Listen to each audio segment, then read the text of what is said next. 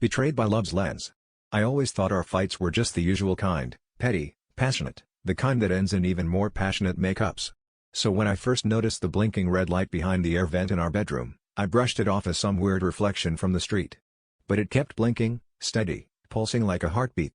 One night, after he fell asleep, I grabbed a chair, unscrewed the vent, and there it was, a tiny camera, wires threaded into the wall, aimed straight at our bed. At first, I was numb. A part of me wanted to believe it was old, maybe from the previous tenants, some kind of leftover security system. But the next morning, curiosity, or maybe dread, got the better of me. I followed the wires, tracing them through the closet and into a box I'd never seen before. My hands shook as I opened it and found a live streaming device, still warm, still humming.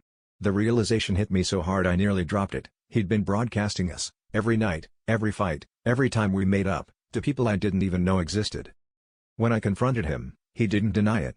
He just stared, eyes cold and flat, and said, "People love to watch real love. They pay for authenticity." He made it sound like a compliment, like he was proud of turning our chaos into entertainment. I wanted to scream, to hit him, to run, but I just stood there, watching the stranger he'd become. He said he needed the money, that he thought it would bring us closer, that sharing ourselves with the world made us special. I couldn't decide if I was angrier about the betrayal or the sheer delusion. I left that night, but the worst part was realizing how much I missed the drama, the intensity, the feeling of being seen, even if it was all a lie.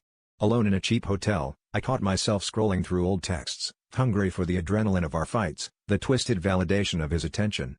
Maybe I'd never been in love at all, maybe I was just addicted to being watched, to the performance of passion. The camera wasn't the only thing recording every moment, I'd been performing, too, and the audience was always, painfully, myself.